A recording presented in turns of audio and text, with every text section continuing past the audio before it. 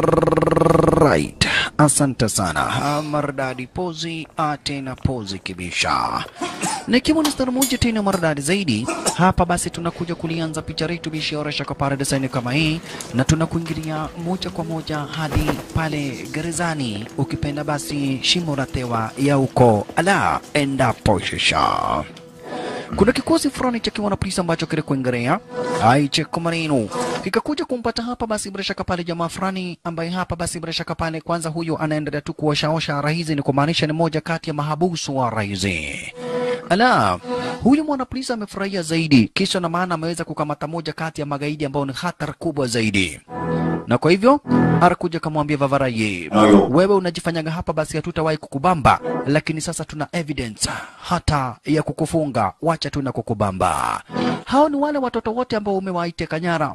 Hao ni wale watoto wote umewaichukua wakuwa watoto wadogo, na sasa hapa basi lazima utawatoa pahali ambapo walipo. Wewe una hatia ya kuteka nyara watoto na kisha kuwapeleka pahali ambapo hakujulikani. Huyu ambaye ako huko upande ndani anajulikana kama vile Mr. Lee, bishidugu brother wapenzi watazamaji. Anajulikana kama vile Mr. Lee. Na sasa huyu Mr. Lee, dugu brother mpenzi mtazamaji, huyu sasa ni wazimu. Cheki. Walolo yaye. Kama unasikiaga wazimu wa mawazimu juu ya mawazimu mbele ya mawazimu, sasa huyu hapa basi bila shaka pale Mr. Lee, yeye ni wazimu shasha. Mbako kuwa mwana polisi kumemkamata unafurahia. Lakini wakidhani sasa ati wamemweza, kumbe Mr. Lee mwenye amepatiwa kazi ya kuosha kulo pande wa nje ni gaidi wake.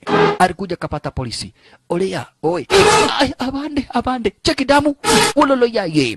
Kisha akachukua bunduki ya yule hapa basi bila shaka pale mwana polisi. Huyo ni jangili wake hapa basi Lee. Kisha akaanza wana polisi. Ulolo yaye. Kukawa sasa na shambulizi makali. Mufyaturiano wa marasasi. Baina hapa basi bila shaka pale ya Lee. Baina hapa basi bila shaka pale ya Mr. Lee. Hapa basi bila shaka pale ukipenda na nani? Kisha Lee mwenyewe akashika yule mwana polisi akamnyang'anya bunduki. Ololo yaye. Huko ni kitanzi upande wa nje shasha. Ni kitanzi upande wa nje, tazama. Huyu mwana polisi kupiga hapa basi hadi watu wasio na hatia, mahabusu wenye hawana hatia wanapigwa marasasi. Kisha jangili wake Mr. Lee hapa basi bila shaka pale sasa mwenyewe ndio huyu zinga mkoroni. Kisha chukua. Na wewe mwana polisi walifyatulia na marasasi ile ya nipe nikupe. Cheki. Design kama hiyo sasa. Hiyo inaitangwa nipe nikupe. Hadi hapa basi pisto ikaisha marasasi na bunduki lake mwana polisi vile vile basi ikaisha marasasi.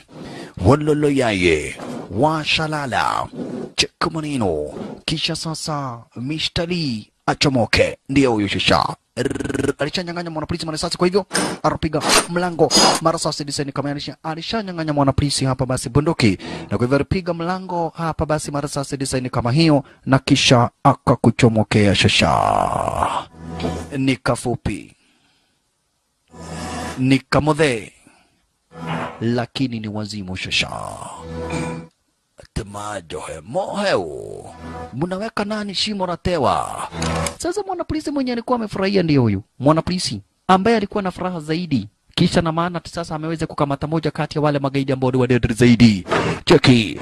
Alimwambia Mr. Lee, mimi bado sijadedi. Na tunasikia kama ni mwanaume, weka bunduki chini. Lee akaweka bunduki chini. Kisha mwana polisi akamwambia, nataka tuonane mkono kwa mkono kama wanaume. Kucha mkono. Lia kamwambia, mimi nimekuwa hapa basi kwenye kituo cha wanapolisi siku kadha wa kadha. Hebu nigonge nisikie ngumi yako. Godhaji we ulitoa gudi. Inda. Aya. Na neulemete inakaa umekuwa mkulima. Okay, wacha na mimi nikuoneshe ngumi ya mtu ambaye amekuwa gerezani. Cheki. Wazimu. One touch. Kisha akaamua kumtoa mdomo. Wololo yaye. Na wadhi kwa goma dukali ya gaidio. Aliamua kumtoa mdomo. Cheki manino. Akamngoa mdomo. Wololo yaye. Yule mwana polisi akatolewa mdomo. Cheki manino basi ndugu brother mpenzi mtazamaji. Ni madharau. Watu wameshachomolewa sehemu tofauti tofauti, especially kule upande wa Nyeri kuna sehemu watu wanatolewa. Lakini just imagine hapa mtu anatolewa mdomo. Kisha kaambia hapa basi magaidi wake waweze kuchukua hapa basi bila shaka pale zile nini, waweze kuchukua basi zile mabunduki wachomoke. Sio magaidi wake, ni wafungwa wengine ara zenye wizi. Kisha ruwafahamisha hapa basi bila shaka pale wachukue hapa basi bila shaka pale nini, wachukue zile mabunduki na waweze kuchomoka nazo. Wololo yaye, we chukua hizo bunduki, ni wakati wenyu wa uhuru. Ni wakati wenyu wa kuchomoka ara zenye wizi. Wakamwambia ndiyo mkubwa. Kisha hapa basi huyu sasa na enjoy kwenda kuchomoka, walipatana na askari jera. Hoi, askari jera wakawambia either muweke bunduki chini musarende ama katambe shasha. Wakakoku bunduki. Kukoku bunduki. Hapa basi waliona hii ni nafasi yao ya kuchomoka, kwa hivyo they cannot surrender. Kwa hivyo twende kitanzi, walolo walala, ai makosha, kitanzi shasha, baina wanapolisi na askari jera, baina ya wanapolisi na askari jera. Katambe mbaya mbovu, walolo yaye. Walifiaturiana marasasi, wakafiaturiana marasasi, wakauana. Kisha sasa yeye ni mjanja, kusikia vita imeisha hawayuni, akachomoka. Cheku maneno shasha. Anakuchomokia hapa basi bila shaka paradisaini kama hiyo. Maskini hapa basi wafungwa wenye walikuwa gara zenye hizi wameuawa. Walidhani ni kuhepa, lakini wameuawa. Kutazama akaona kuna mwanapolisi ambaye bado hapa basi hajaikata roho. Acha nikwambia haki nikipona. Wacha hivyo, watu wamezoea kupatia mimi kitu kidogo, watu watapatia mimi kitu kubwa. Lakini aliambiwa akona shortage ya head, akona headshot. Kisha wewe kona headshot petoro horsenima. Akaambiwa kona headshot, basi akagongwa disaini kama hiyo. Maskini wa Mungu alala yaye ashalala. Na gaidi akahepa. Baada ya kuhepa alienda kwenye basement zake, akapata mtu ambaye inaaminika basi ndiye alikuwa amemfanya setup mpaka aweze kukamatwa. Akampepeta vibaya zaidi. Yule aliyeweza kupepetwa akaanguka kwa bahari, akabebwa na maji ya baharini, akakuja hapa basi kutokelezea pale kama hapa. Kuna kama mdhe kama haka na ambako hapa basi ni fisherman. Huyu mdhe basi ni fisherman. Ai, aliweza kushindwa, kwani leo kumekuja samaki kubwa namna gani? Na tena ni samaki ya kujileta. Ulolo yaye. Lakini fisherman alikuja kupata hapa basi kumbe ni bin Adam. Na nataka ushike vizuri zaidi dogo brother mpenzi mtazamaji. Mr. Lee amechomoka gerezani. Akaenda akapata mtu ambaye anaaminika ndiye aliweza kumsaliti mpaka aweze kukamatwa. Akampiga risasi akitarajia kumuua. Yule jamaa hakukufa. Akabebwa na maji hadi kwa ufuo wa bahari, pahali penyewe hapa sasa. Unaona? Hebu tupate 2 months later. Baada ya yule jamaa kuchukuliwa, it is 2 months later. Alright. Washalala. Na ni pale na ambapo tunakuja kumpata huyu manze basi anajulikana kama vile Irina. Mwenyewe ndiye huyu hapa basi, yeye mwenyewe ni Nasa. Na ni kumaanisha kwa zile miezi zote mbili yule jamaa aliyeweza kuokotwa kwa hapa basi kwa ufuo wa bahari bado yumo papa hapa hospitalini for 2 months. Kwa muda wa miezi miwili amekuwa hapa basi hospitalini, akuwa amelala disaini kama hiyo. Akubishi hajawahi jisikia, akuwa hajawahi jifahamu, na akuwa hapa basi bila shaka pale hata hajui yeye mwenyewe ako wapi.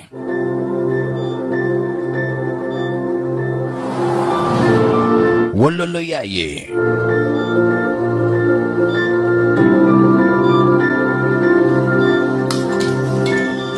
Sasa Irene mwenyewe ndio ni Nasa. Hajui huyu mtu ni nani. Mtazamaji, jina lake original hapa basi bila shaka pale ni Iko Uwais. Kumbuka kuandalia picha kama vile Merentau na zinginezo. Hapa basi Iko Uwais. Iko Uwais mwenyewe ndio huyo. Sasa Manza anashindwa, hajui hata jina la huyu mtu. Wakati huyu mtu aliletwa hapa hospitalini, Manza anashindwa sasa ni nani alifanyia huyu mtu unyama design kama hiyo? Na huyu mtu ni nani? Kwa hivyo juu yeye hajui jina lake, alichukua ile hapa basi. Kumbuka ukienda hospitalini lazima ijazo unaitwa nani, wewe ni kike ama ni kiume, unaona una umri wa miaka ngapi na kadhalika.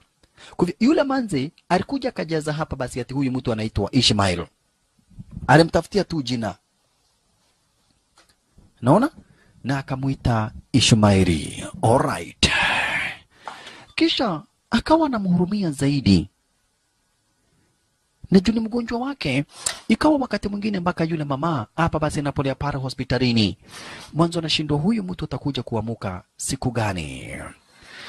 Ni siku baada ya siku, ni siku nenda siku rudi, bado yungali yumo pale hospitalini. Jamaa wetu iko uweza wololo yaye iko uweza basi bila shaka pale ako pale hospitalini, walala ashalala. Manza anajaribu kushindwa sasa, huyu mtu anaweza itwa nani? Okay, alimpatia jina Ishmaeli, na kisha akawa hapa basi anamgoja pale hospitalini. Kumbuka alichukuliwa hapa basi bila shaka pale na Fisherman akamleta hospitalini. Manza akachunguza akapata huyu mtu hana watu wao, haeleweki alichomoka wapi, haeleweki yeye ni nani. Kwa hivyo akaamua kupolea na yeye pale hospitalini. Ikawa ni muda baada ya muda, siku nenda siku rudi, wololo yaye. Manza na yeye anaporaga tu pale hospitalini akigoja hapa basi bila shaka pale huyu jamaa aweze kupona. Na huyu Manza kumbe alikuwa amekuja internship hapa basi pale kwa lile hospitali. Yeye Manza amechomoka upande wa Jakarta akakuja ara zenye hizi kutafuta internship. Na kwa hivyo iko na maana basi siku zake za kupolea hapa kwa lile hospitali ziko karibu kuisha huyu Manzi. Ala, na for the first time in 2 months aliweza kujihisi mara ya kwanza kabisa kwa muda ya miezi 2. Wakati anajisikia alikuwa amepigwa risasi ya kichwa, design kama hiyo. Pahali anaguza kulikuwa na risasi ya kichwa, na baada ya miezi 2 na wakati sasa iko always anakuja kujisikia ulolo yaye. Akachiki kaona kuna mtu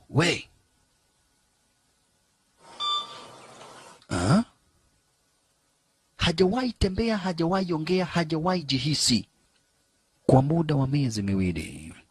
Kwa muda wa miezi 2 sasa kwenda kusimama akaanguka juu hata amesahau kutembea. Amekaa miezi 2 hajawahi tembea. Kwa hivyo hapa basi bila shaka pale kujaribu kutembea akaanguka. Amesahau mtu anatembeaga namna gani. Wodolo yaye. Amesahau mtu anatembeaga namna gani. Elewa bin Adam, ukikaa sana bila kufanya kitu unasahau. Ile kitu tu ambacho binadamu hajawahi sahau ni kukula. Hakuna binadamu hata akikaa miaka 20 anaweza sahau kukula, hapana. Jamaa kauliza unaitwa nani? Akadai Ishmael. Ata Ishmael. What about your real name? Nataka jina yako, sio yenye mimi nimekupatia. Kalau nama kamu yang sebenarnya? Jina lako? Hajui. Okay, we ni DK. Kumbe alipoteza memory. Bahari alipigwa risasi, alipoteza memory. Sasa alipatiwa kioo akaambiwa hebu jiangalie uone kama unaweza jikumbuka. Roho ni daktari anajua namna ya kukabidhiana na mtu ambaye amepoteza memory. Kumbe jamaa wetu iko always amepoteza memory. Sasa anajaribu kujiangalia. No. Wewe ni nani? Eneo. Lakini kidogo hivi kuna memory inajaribu kukuja ya venye alipigwa risasi. Unaona? Memory inakuja tu ya venye ambavyo alipigwa risasi. Cheki. Akafinya chile kioo hadi kikavunjika. Cheki. Anakumbuka alipigwa risasi lakini anakumbuka kwa umbali sana. Alipigwa risasi na ile risasi ikasababisha memory loss.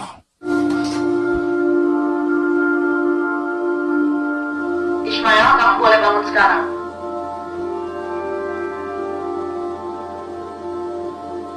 Baada ya kupigwa risasi,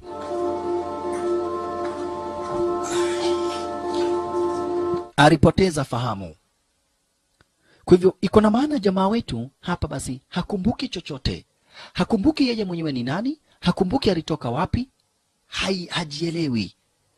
Ndipo hapa basi yule daktari akamwambia unaweza niita Irene, na hapa basi varia mavazi angalau sasa hapa basi you can walk, you can talk, hauko mbaya. You can walk, you can talk, hauko mbaya. Irene alifurahia, lakini ukweli ni kuwa jamaa wetu alipigagwa risasi ikakwamia kwa kichwa, na ingawaje madaktari waliweza basi kuichomoa, lakini amepoteza fahamu.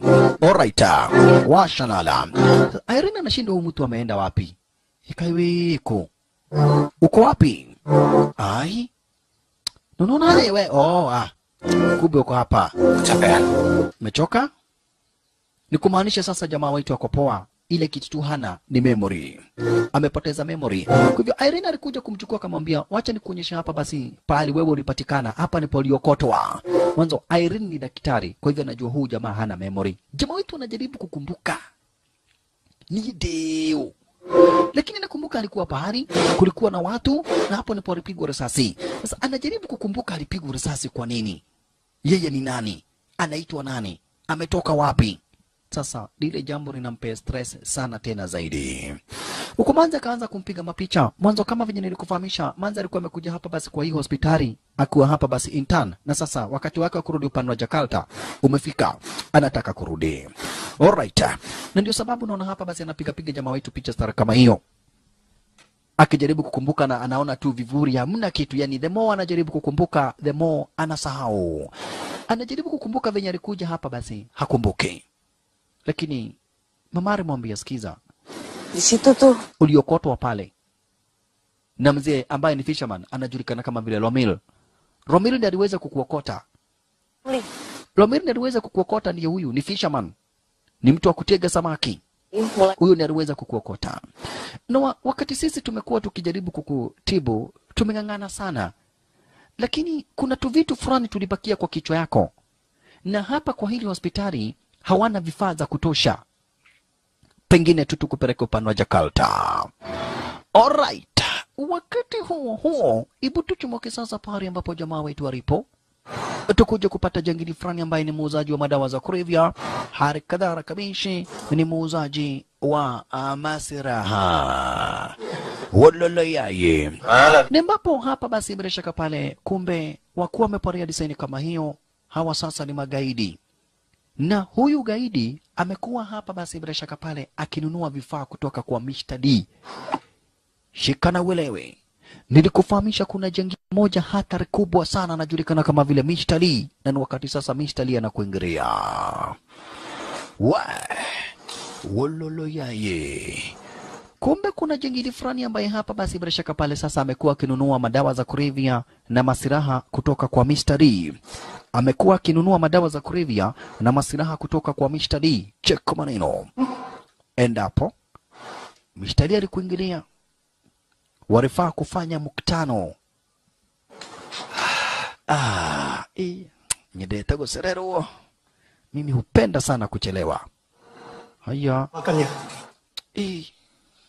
Mimi napenda kuchelewa. Rafiki kaudu nyedeta kulia. Napenda sana kukula. Haya. Na wanafaa kufanya biashara.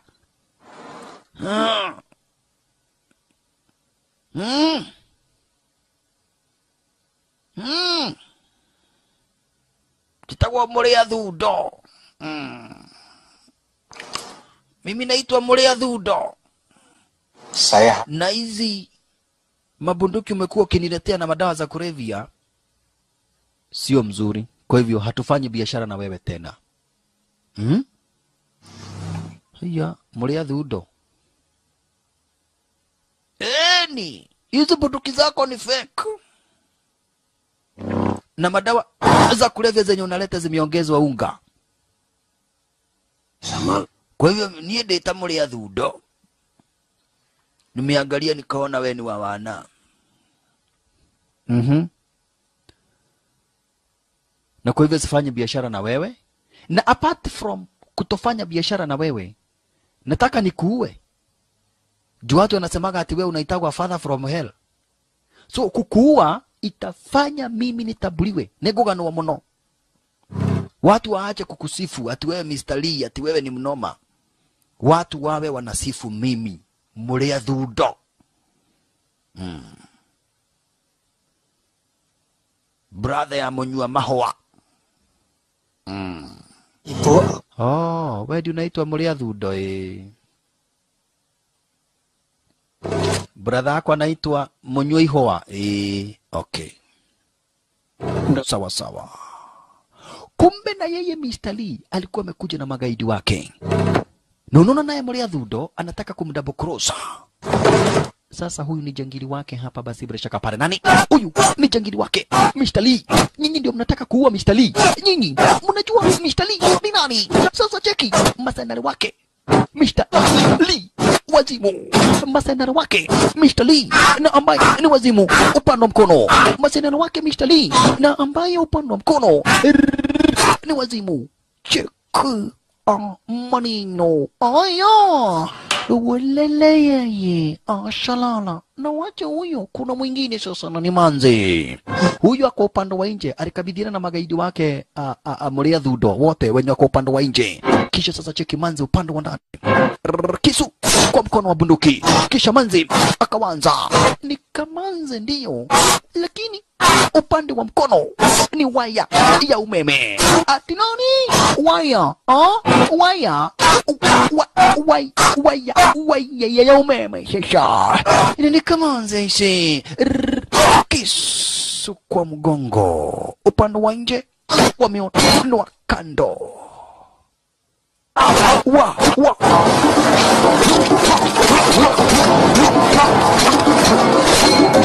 Walala.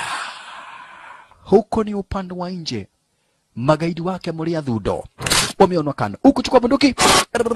Jaribu kupiga manasasi. Anapiga mwenzake manasasi design kama hiyo. Manzi anajikinga. Kisha hata bunduki tuko nazo. Mokele alu.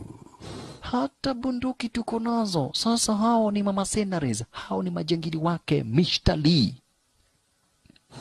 Hawa shasha. Inje ni kuzuri. Hiyo ni kuoneshana hapa basi upande wa nje kuko sawa kabisa. Akadai inje ni kuzuri. Mulia Thundo. Kaiki. Mimi kama Mulia Thundo.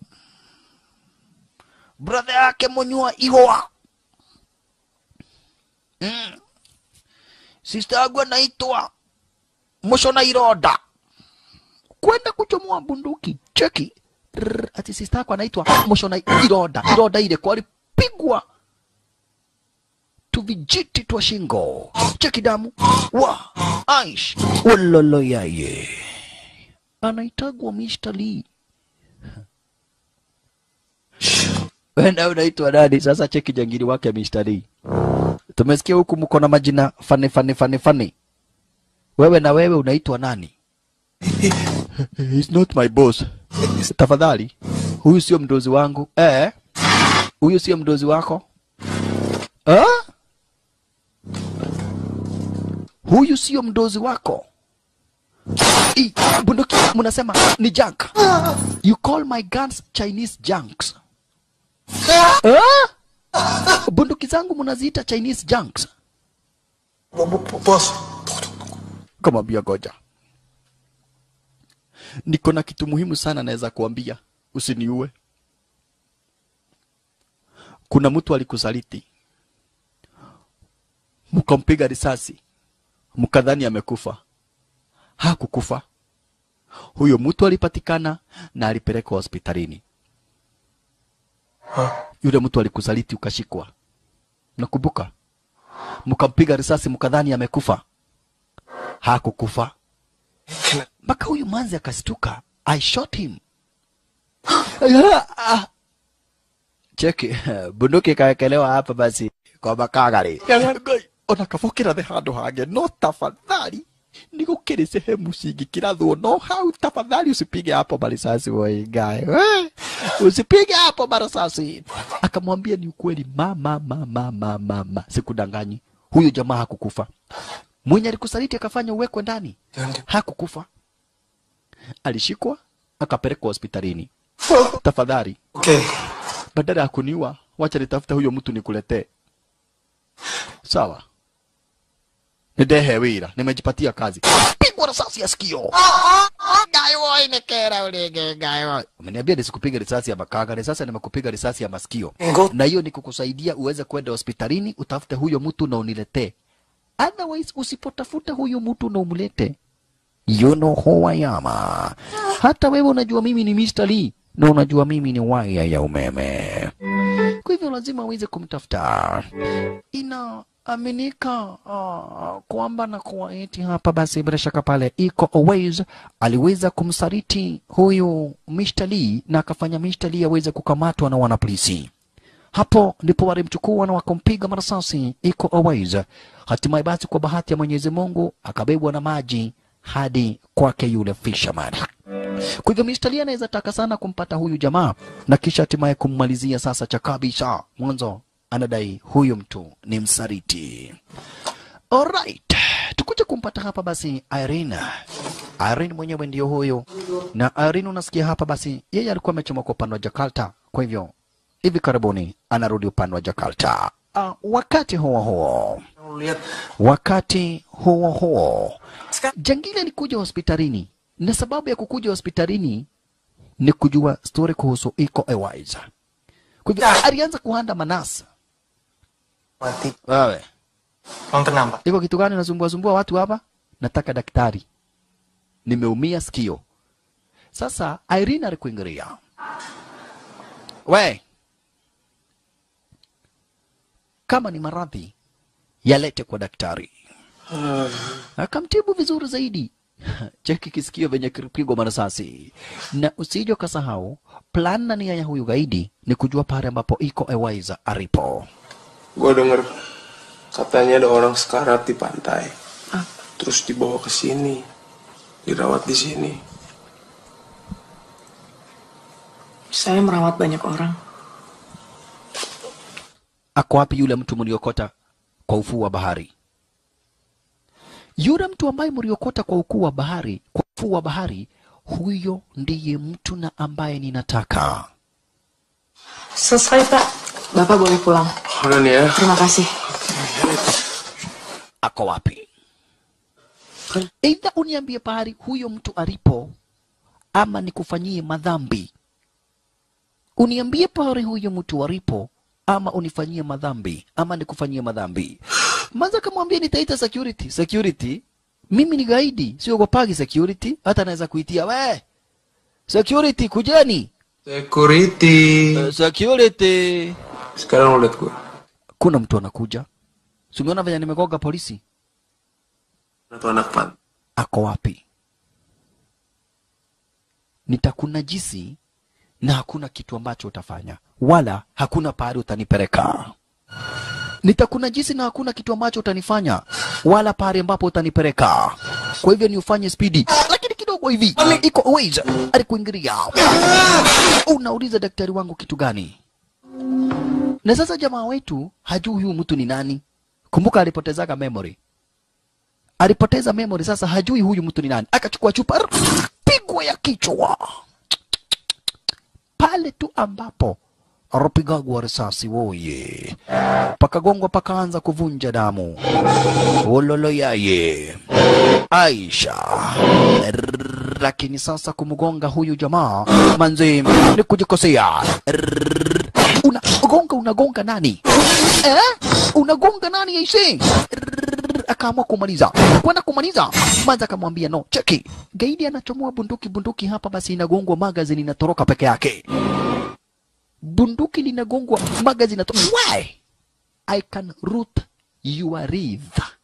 I can root your wreath. Na wizo nikakuchomoa jicho aise. Abana cheza na mimi. Na wizo nikakuchomoa jicho, Manzi abana cheza na mimi. Lakini Manzi alimshika. Kwa hivyo akawachilia gaidi achomoke. Cheki. Why? Iko Uwais upande wa mkono, huyu ni waya ya umeme. Hello. Na Manzi akamwambia kulingana na venye nimeona basi unaanza kuwa maisha yako iko hatarini. Mbona usikuje tuone na wewe upande wa Jakarta? juu huyu mtu alikuwa amekuja kukutafuta. Come on, twende upande wa Jakarta. Mwanzo hata Jakarta wako na vifaa za kisasa za matibabu ambazo zinaweza chunguza hapa basi memory yako, na huenda basi waweze kurudisha memory, kwa sababu wakati tulifanya uchunguzi kuna vitu fulani zisizo za kawaida zilibaki hapa kwa kichwa, hata kama tulifaulu kuchomoa hiyo risasi. Upande wa Jakarta tunaweza hapa basi kukupatia matibabu mazuri. Mwanzo huko watu wameendelea.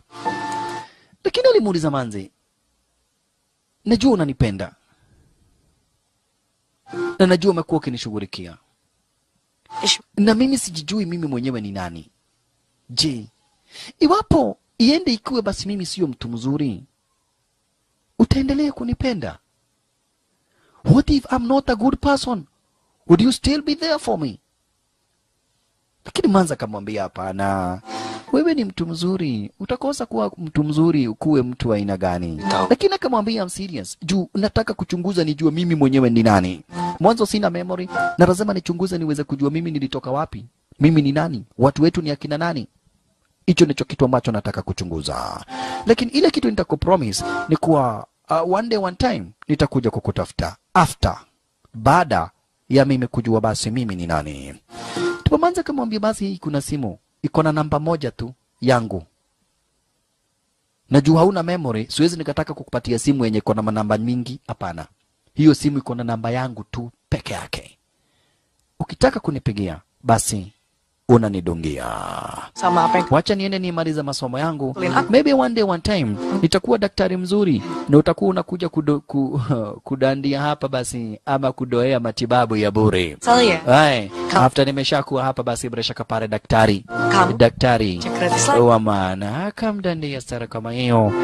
Mwanzo ikiwa na ishara kwamba na kwetu pia jamaa wetu hapa basi iko uweza ameshampenda tayari basi huyo manzi wetu. Pia Manzi ashampenda. Hivi ndivyo kunaendaga mtazamaji. Daktari anapenda mgonjwa, ulolo yaye. Polisi anapenda mahabusu. Hivi ndivyo ambavyo kunaendaga basi ndugu brother mpenzi mtazamaji. Kajo anapenda hoka. Hii ni mambo ya kawaida. Hii ni mambo yenye huaga basi bila shaka pale inatendeka. Yaani unapata basi mheshimiwa amependa vota. Unaona? Mheshimiwa amependa vota. Hivyo ndivyo kunaendaga. Ni kweli kama mimi kuna mheshimiwa mwingine alikuwa anataka kusimama kiti ya useneta. Unaona? Na alikuwa ananipenda sana, lakini kamwambia mimi natakaga nini Kajora, na Kajora waliacha kusimama. Okay, sasa jamaa wetu kwa ameposta kama hiyo anaanza kukumbuka. Lakini the more anajaribu kukumbuka, the more anasahau. Oi. Imagine ukiwa umependwa na daktari mtazamaji. Unaona? Imagine ukiwa umependwa na daktari. Na inakuwa mapenzi mengine fane. Pia mimi nishapendana na daktari fulani. Lakini ubaya wa madaktari wanapenda sana mapenzi. Ukimwambia ati wewe umejifuga unaomba. Ni kweli? Kama mimi kuna daktari mwingine tulikuwa tunapendana sana, nikamwambia mimi nimejifuga mapenzi, niko na maombi muhimu sana najiombea ili kuja kuona ufalme wa mbinguni. Tukakosana. Wanapenda sana mapenzi madaktari. Lakini haisuru. Alright. Jamaa wetu wanafuatwa na magaidi na unaona anazindikisha Manzi aelekea upande wa Jakarta.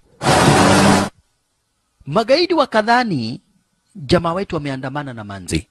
Naona jamaa wetu aliwachwa, Manzi akapanda hapa basi kuelekea upande wa Jakarta. Huku jamaa wetu akawachwa stara kama hiyo. Kale kama the fisherman kalikuja kumchukua. We! Tuende bana, mbona huzuni? Lakini jamaa wetu iko always amepatwa na huzuni, kisa na maana hapa basi bila shaka pale kuona kabisa yule hapa basi bila shaka pale Manzi amechomoka. Na majengini wake ni majengini waliotumwa na mishtali wanafuata, wanamtaka iko uweze. Majengini wanamtaka iko uweze. Lakini kumbuka iko uweze hakupanda hapa basi kwa lile basi yeye aliwachwa. Manzi na ndiye huyu tu yanasema huyu mgonjwa haisuru ameshampenda. Unaona? inaitwa mapenzi.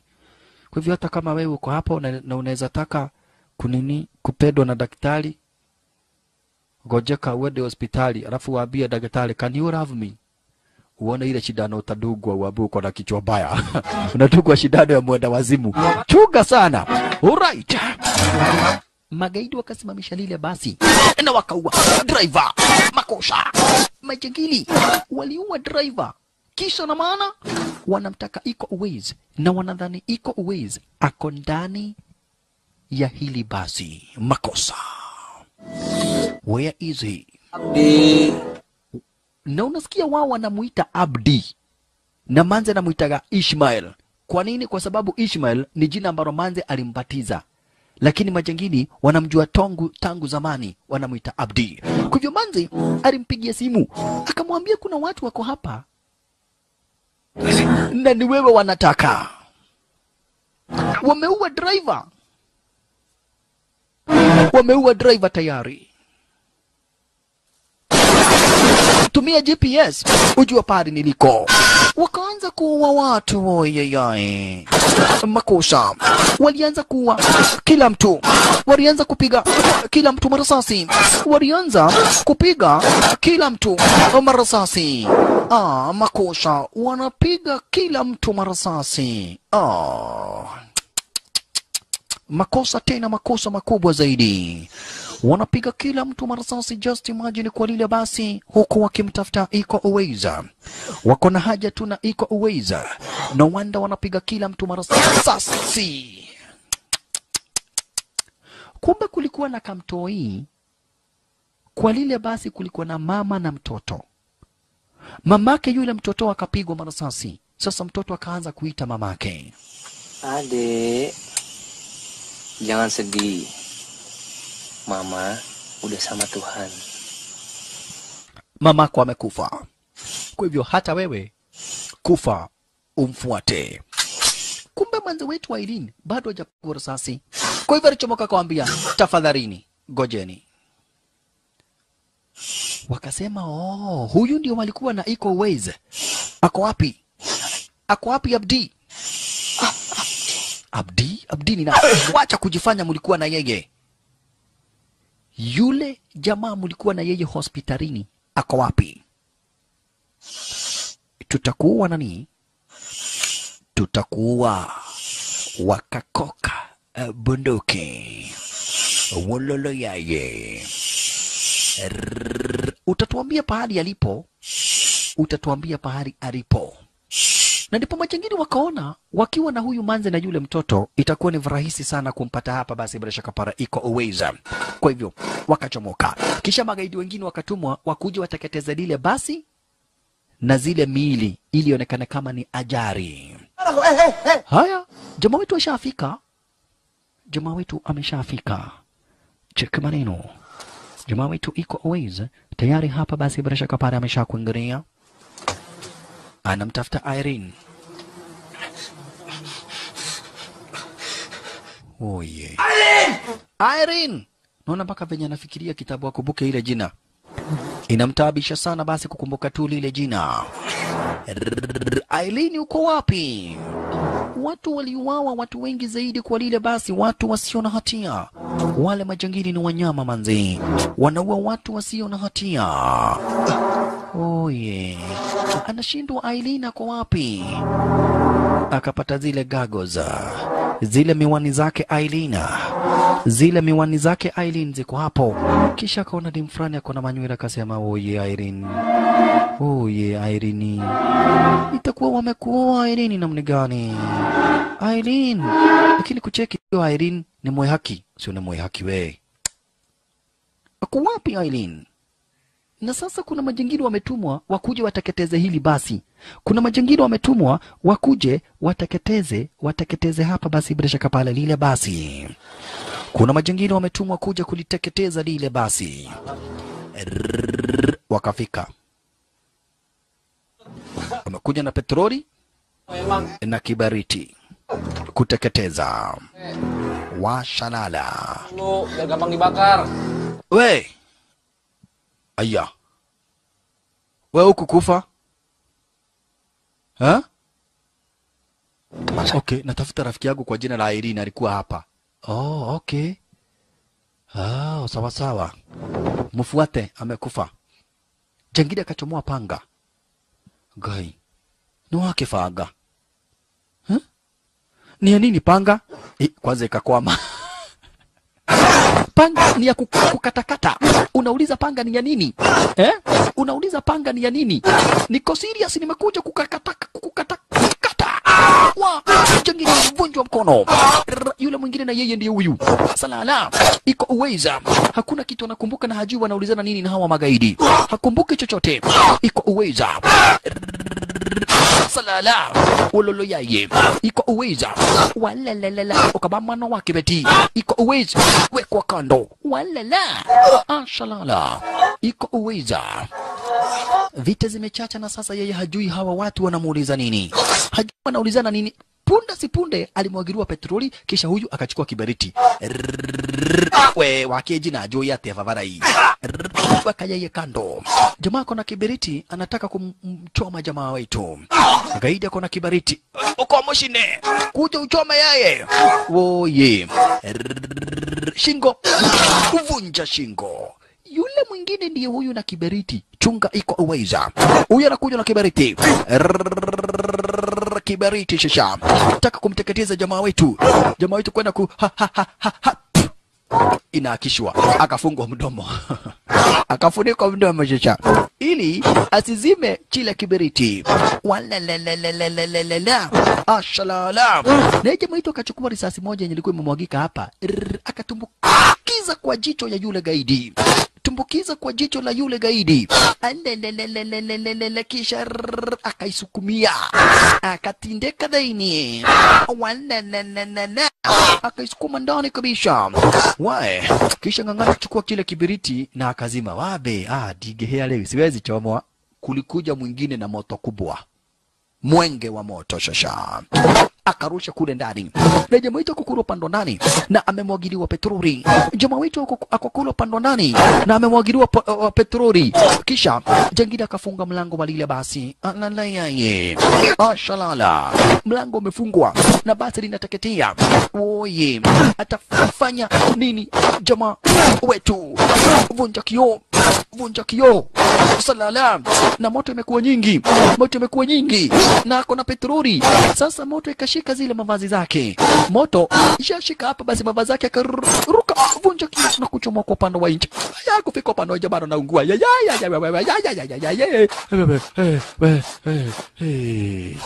We. Kiturorania. Ilo hakuna kitu anakumbuka. Yeye hajui hawa watu wanaulizana nini na yeye hajui. Ukabawe. Nikiutana hia. Kai. Ukwa daga hii. Akarudishwa ndani. Sasa hapa alicheki akaona hapana we. Unanirudisha ndani na nani? Unanirudisha ndani. Hapana. Wewe ndio utakaa ndani akamrusha ndani. Sasa jamaa akachomoka. Wewe mani, horia favarai. Nisaidie kugugu. Sasa jamaa wetu anajaribu kumpima. Lakini wapi? Pigwa risasi na mwenzake. Haya. Lakini Kamudhe alikuja. Kamudhe kakapigwa risasi. Kamudhe kupigwa risasi. Jamaa wetu akachukua yule gaidi na kitururania na inywi. Lakini Fisherman amepigwa risasi. Fisherman amepigwa risasi vibaya zaidi. Woye. Nakumbuka huyu Fisherman ndiye aliweza kuokoa maisha jamaa wetu, akamwokota kutoka hapa basi bila shaka pale kule kwa ufuo wa bahari, akampeleka hospitalini na sasa Fisherman anakwisha. Wakati huo wanapolisi jamaa wetu maskini akakamatwa na kuwekwa ndani.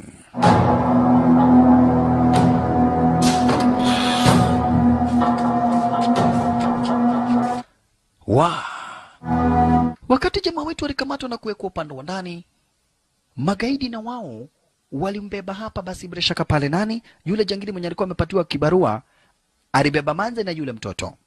Akampeleka kwenye basement zake Mr. Lee. Wololo yaye. We. Sasa juu nimeleta hawa, muruni anayago kidogo huko. Kumbe mnajifichaga huko. Sasa nimejua mambo yenu nyinyi magaidi wake Mr. Lee. Kaitake menya uhoro wanyu riu. Nimejua.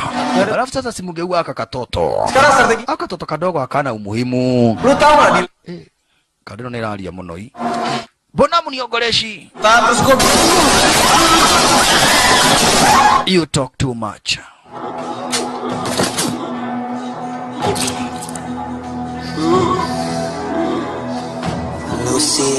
Hiyo ndiyo makosa yako. Unaongea sana brother. You talk too much. Why? Ilo hawa ni majengini wake hapa basi bila shaka pale Mr. Lee. Na ni majengini ambao ni wadedri. Ni majengini wake Mr. Lee. Na ni majengini ambao hapa basi ni wadedri sana. Sasa manza alichukuliwa na kale katoi na akafungiwa pale kama hapa shasha. Kisha yule manze wa kigaidi. Wewe ndio unajua pahali hapa basi iko Uweza Ripo. Wewe ndio unajua pahali iko Uweza Ripo. And who are you? Wewe ni nani? Iko Uweza alikuwaga boyfriend yangu. Tumia. Huku watu ni wabaya sana. Mno. Tulioru mno. Sisi tunakuwaga wabaya sana. Itabidi unyamaze. Jamaa wetu ni alichukuliwa na wanapolisi akaanza kuhojiwa.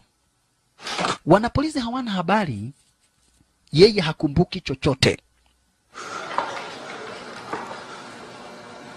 Romli, penduduk lokal.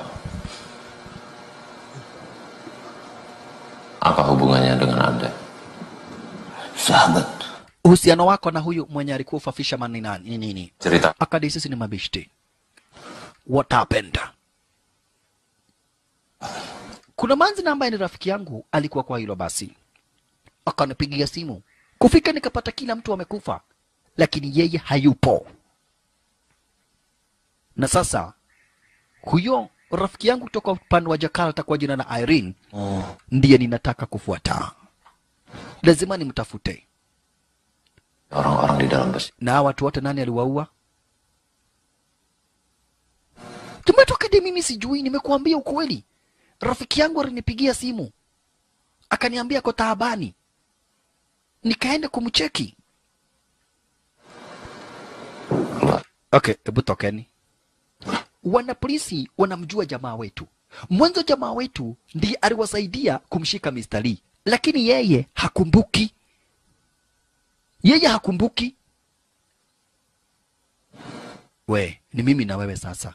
Si unajua venye tunaongeaga. Niambie what happened. Wacha ujinga, nikioletu ndo ramenya madiru. Nitakuweka ndani, niambie ni nini kili happen. Wewe unajua venye tunafanyaga kazi. Jamaa kamwambia mimi takioe. Elo mwana polisi hajui ati jamaa memory yake ni mbaya. Hajui. Sasa nashindwa ni kiki uruno huyu. Relax. Mtazamaji nataka ushike. Jamaa wetu waliwasaidia wanapolisi kumshika Mr. Lee. Sasa huyu mwanapolisi anashindwa. Kwa nini iko Uweza anajifanya hamjui? Akamwambia unajua huyu mtu?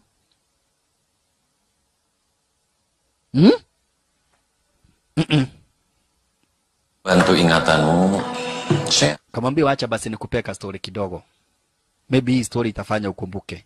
Todo ado maana tu watu wameshajifanya. Unajifanya ati hakuna kitu unakumbuka. Lakini hii lazima unakumbuka. Huo ni odo oi, wewe unajua kila kitu. Hii sio ati mchezo. Ismail. Ismaili. Nasikia unaitwa siku hizi Ismaili. Sebuah cerita. Wakati wa zamani kuna mzee alianza kuteka nyara watoto wadogo. Alikuwa anaenda kwa kijiji, anaua wazazi, anabeba watoto, either ni wa kike ama ni wa kiume. Baada ya kuchukua wale watoto wa miaka 6 hadi miaka 10, hao watoto wanakosekana kabisa.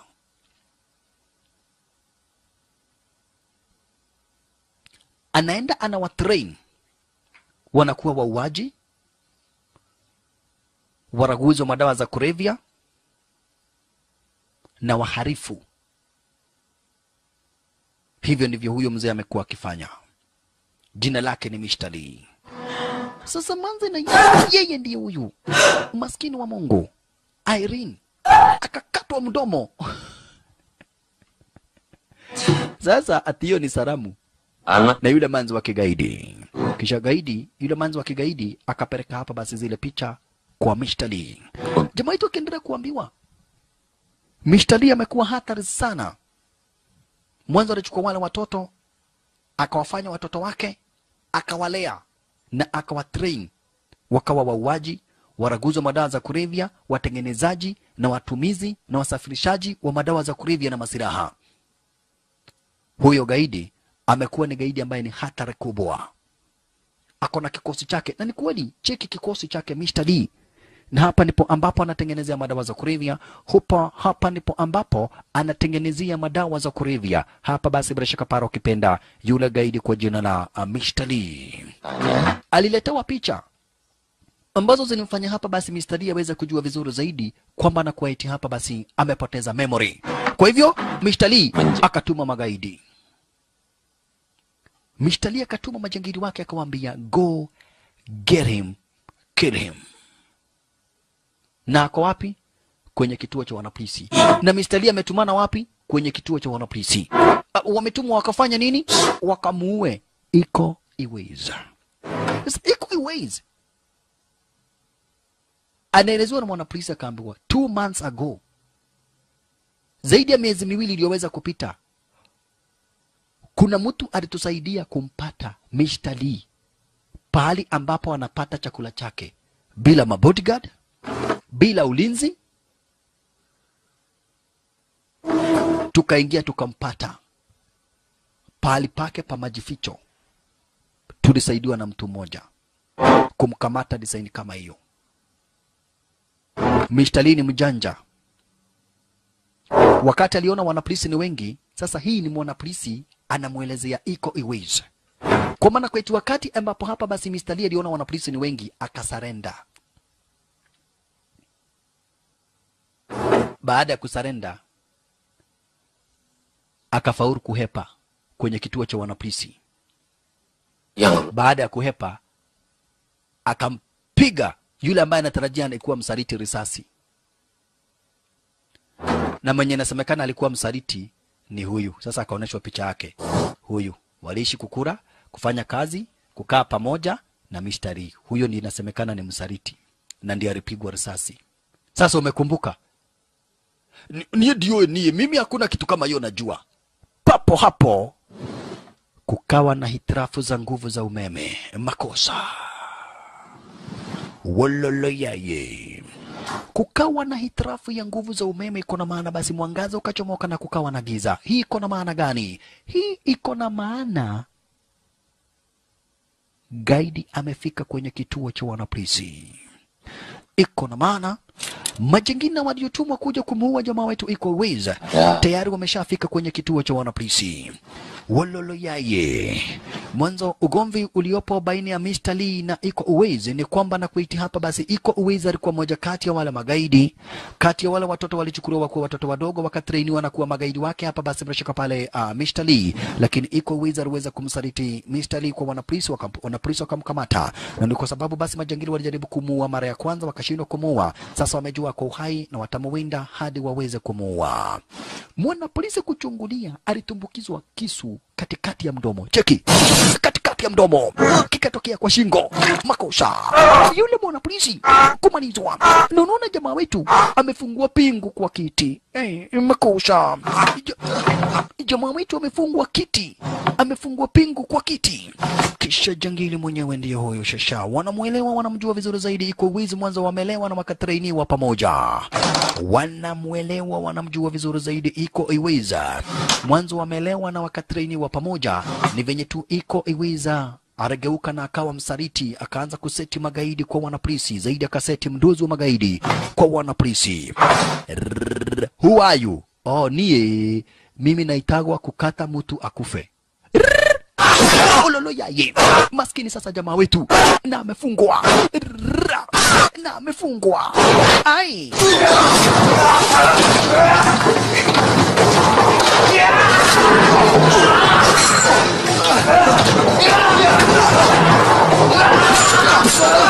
iko iweza maskini wa Mungu, iko iweza maskini wa Mungu, walele yaye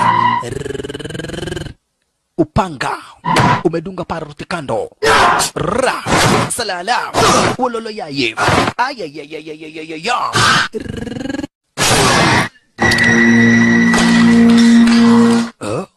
jamaa akashida, kwani panga iko wapi? Kumbe panga imeingia ndani ya jangili. Cheki, imeingia ndani ya gaidi, na jangili uamini ni wazimu, akachomwa ule upanga. Cheki, uamini ule jangili ni wazimu, akachomwa ule upanga. Aish wololo yaye. Lakini Richa na kuchomwa basi alikuwa amedungwa vibaya zaidi. Mwanzo upanga ulikuwa umepita katikati mwa shingo lake, akadhani amemaliza kibarua. Iko iweza kibarua bado. Kwa nini? Cheki, iko iweza kucheki upande mwingine, akaona hadi guruneti.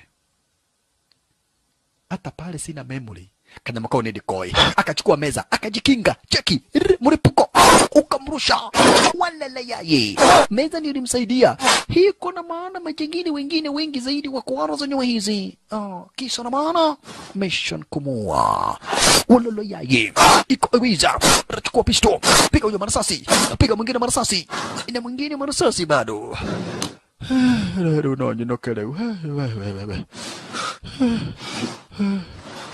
Watu wanataka kuniua. Wananiuliza nini leo?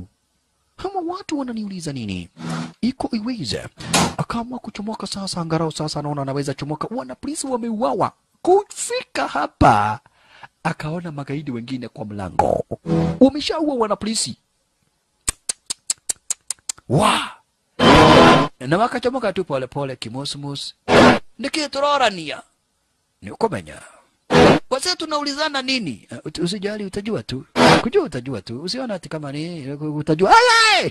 Jamaa wetu ruka, jifiche. Ruka na kujificha. Washanala. Jamaa wetu ruka na kujificha. Wololo yaye. Bunduki zikaisha marasasi, na jamaa wetu akapata nafasi sasa ya kuweza kuhepa. Pata nafasi ya kuweza kuhepa. Kata tu huyu wewe. Chinji bunduki. Owe. Regesha nguvu za umeme. Moja katumwa akishe stima ili iko uwezi awache kupata nafasi ya kujificha. Naona? Ili iko uwezi awache kupata nafasi ya kujificha. Awache kupata nafasi ya kujificha. Iko iweze shasha. Awache kupata nafasi ya kujificha. Wololo yaye. Ashalala. Iko wizi chunga. Iko wizi akaweka mwili ya polisi ambaye amekufa. Jengine akapiga risasi akadhani ni iko wizi, lakini wapi?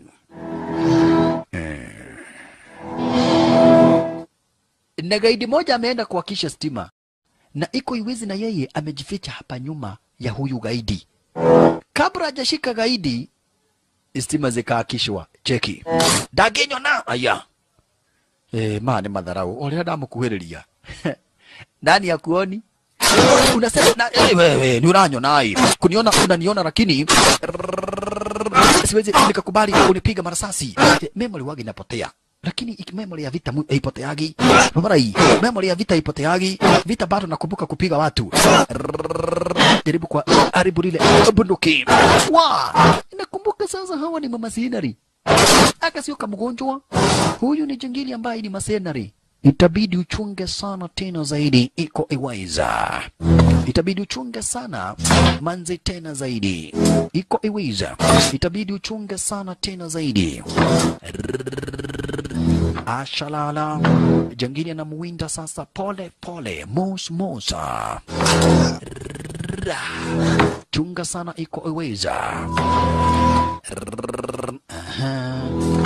Jangili akaweka risasi 1, 2, 3, 4. Okay. Jamaa wetu akajua bunduki liko na risasi 4. Ni M16 the shotgun. Yo. 1, 2, 3, 4. dole kedo. Sasa najua hauna marisasi. Nemae bas katambe mkono. Oka. Kaye, weka risasi moja. Kuachana na bunduki. Ameshaweka risasi moja tayari. Nataka katambe mkono nani. Gaidi yako na nguvu vile vile. Kumbuka ni moja kati ya wale watu walitrainiwa pamoja na jamaa wetu Iko Iweze na huyu Mr. Lee. Kwa hivyo sio kama mgonjwa, ni jangili ambaye ako na nguvu vile vile. Shalala. Iko Iweze kichwa. Wekwa kando. Bunduki likaingia kwa shimo. Eko mshika imeingia hapo. Haiwezi kumsaidia, bunduki limeanguka. Okabawe. Iko Iweza maskini wa Mungu. Inda. Chukua. Kamata. Ai! Yeye anamgonga mbili, anagogwa 25. Akaona bunduki. Bunduki ni loili na hapa kuna shimo. Hii utotigiro wanawake. Hata Iko Iweza aliona huyu sio mtu wa kupigana na yeye. Huyu ni apigwa risasi. Weko, jangili kuja kuchungulia. Jamaa wetu ako na bunduki na hapa kuna shimo. Haya. Niki ukatorowe. Kuja mupigane na nani? Muruwe nao, wewe kere moru. Wewe sio mtu wa kupigana na wewe. Hapana. Wewe ni kupiga marisasi ukufa, hiyo story ishe. Dakora runo nyinuke. Mbele yake. Wainukie dui. We, tupigane mkono. Sawa? Haina marisasi. Ndio napenda. Yangu iko na marisasi lakini napenda mkono.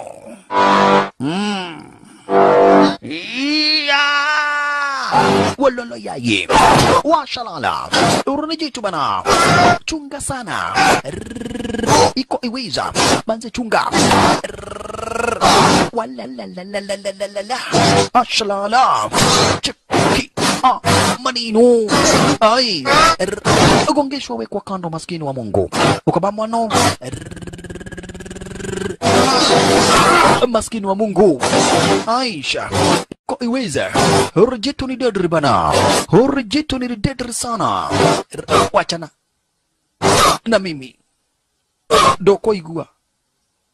Tatizo ndira igua. Jamaa wetu nyongwa. Nyongwa. Kisha yeye. Chunga kugongwa na chuma. Na wewe pata simu. Chukua. Chukua. Bila kama hii. Ukama. Akamkata mkono. Cheki. Jangili alikatwa mkono lakini bado anaweka kinga. Kichwa. Na amekatwa mkono. Ai. Zinaili mwe. Iko Iweza. Akachomoa ile bidhaa kwa mkono wake. Ni demo mo. Mimi nimekauka. Kidogo. Wewe. Wewe. Hata wewe nitakukata. Lakini jamaa wetu anaona hapana. Kukatwa staki. Misa. Chukua tena machini jangili. Piga ngumi. Akachomoka akuwa amedungwa na tuchupa. Dungwa mkono na tuchupa. Lakini wapi? Akawachwa kuwa ameumia. Cheki mkono. Uko na tuchupa. Anataka kututumia kuumiza jamaa. Tukaingia ndani ya mkono kabisa. Inda. Asanta. Iko mguu uvunja. Asanta sana Iko Iweza. Ukabamano wake beti kwa kando. Ukabawe uvunja mkono kabisa. Asante sana kisha inda. Ngumi. Inda. Modo dogo Joraga kahora. Niuwe pole. Ti dogo. Wewe wakati ulikuwa unaniua ulikuwa unaniita rafiki. Wakati nakuua ndio nakuwa rafiki. Iko Iweza akamwacha. Gaidi akaamuka. Nikuona wale yako kuonia we. Utaona venye nitakufanyia wewe. Haya. unanifuata? Akamnyonga. Na huyu jamaa mkono wake uko na nguvu mbaya mbovu, alinyonga jamaa wetu mbaya makosa. Woi, jamaa wetu ngangana, lakini wapi? Ni aje kibrasiri kikatoku wetu yamwa, wacha tukufe sisi wote pamoja. Ayai, nyongwa kabisa maskini jamaa wetu. Kisha kamwambia, unajua venye nilifanyia huyo demu yako? Kumbe ni nyinyi mko na Irene. Kuniambia mambo ya Irene umejikosea. Kuniambia ni nyinyi mko na Irene, hiyo basi ni kujikosea. Makeyo madondi kafu madondi kali madondi kimata oshoro kima kufa. Where is Irene? Ako wapi Irene? Irene ako wapi? Irene na yeye pahali alipo, kumbuka alikuwa na ule mfuko wake wa udaktari na kuna tumakasi. Alificha tumakasi. Cheka maneno. Alificha tumakasi design kama hiyo. Na kisha hatimaye hapa basi akakuingilia Mishtali. Mishtali ndiye huyo.